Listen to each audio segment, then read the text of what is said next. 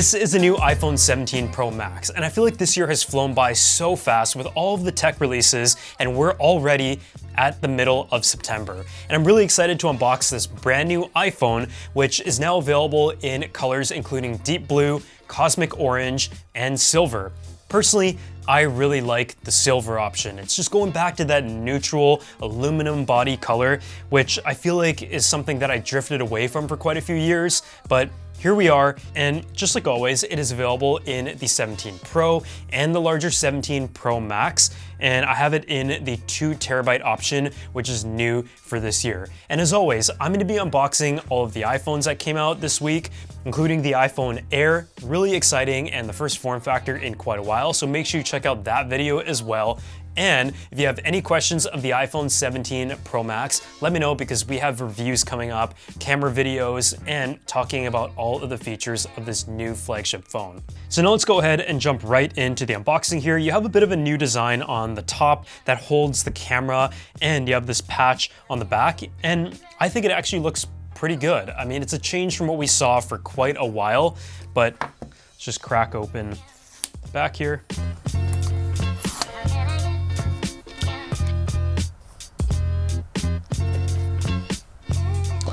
And there we have a first look.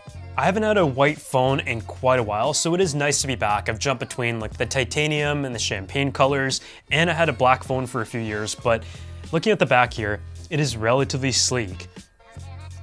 So we take this off. You also have a braided USB Type-C cable there. And I actually feel like from first hold, this is one of the first phones in a while that I would actually use without a case. It just feels so nice and durable. The unibody design with the 7000 series aluminum alloy wraps all the way around. And you have like a little satellite thing on the top here, but instead of having more rough edges and like the bands, it just has like this smooth finish that wraps around the corners, which I think is quite nice. Peeling off the film here on the front, it actually has a more durable ceramic shield too, which is more scratch resistant, and it has improved anti-reflection as well. We're not going to test the scratch resistance or the drop resistance, but we're going to definitely try to observe if the reflections are a little bit better. And it has a peak brightness of 3000 nits compared to 2000 nits on the 16 Pro Max. There's also ceramic shield on the back of the device, and Apple has also designed a new vapor chamber, which helps with obviously the cooling and the performance. It features the A19 Pro chip, which is up to 40% better sustained performance than the previous generation, and the neural accelerators in each GPU give you better AI performance as well.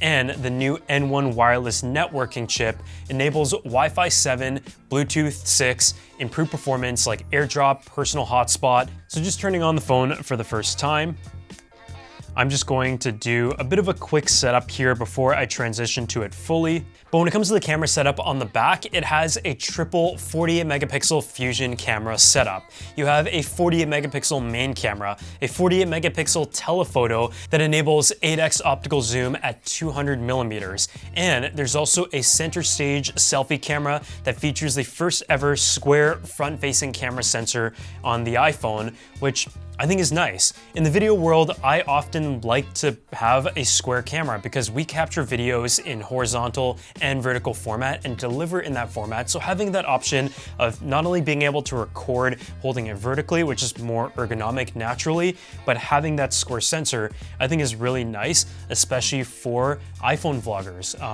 My dog, for example, has his own page, and we usually use the front-facing camera for that. The iPhone 17 Pro also supports ProRes RAW, Apple Log 2, and Genlock. And when it comes to the battery, it has a larger battery, which is one of the things that we're really going to test out, and it can charge up to 50% in 20 minutes now, and MagSafe Qi 2.2 up to 25 watts of speed. So if you just picked up the brand new iPhone, whether it is the 17, 17 Pro, Pro Max, or the Air, you want to go ahead and find ways to protect it. And ESR is a company that has many different great offerings. And today we're taking a look at some of their most durable options in the lineup. Beginning with the CyberTough magnetic case, this is all about durability. It is built like a tank. It has a 3-layer structure that really does absorb that impact.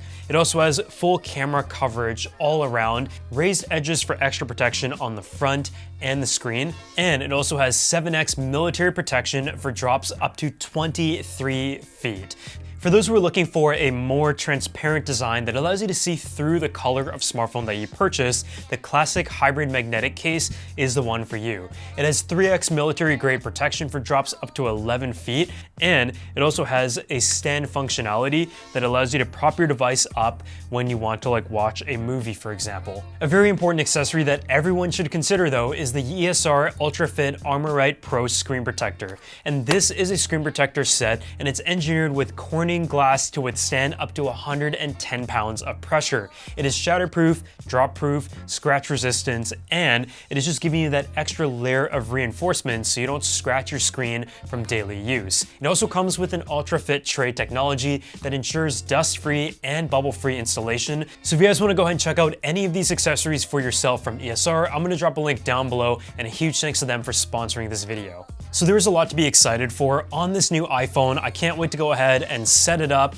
use it. Having 2 terabytes is also great in terms of unleashing more space for capturing content. And as someone who plans to record in ProRes and Apple Log, having that space is very valuable. But the camera on the smartphone has also become a tool that I use in conjunction with my production cameras, as a monitoring device, and also as a recorder on its own. So having that 2 terabyte option is something that I've waited for quite a while.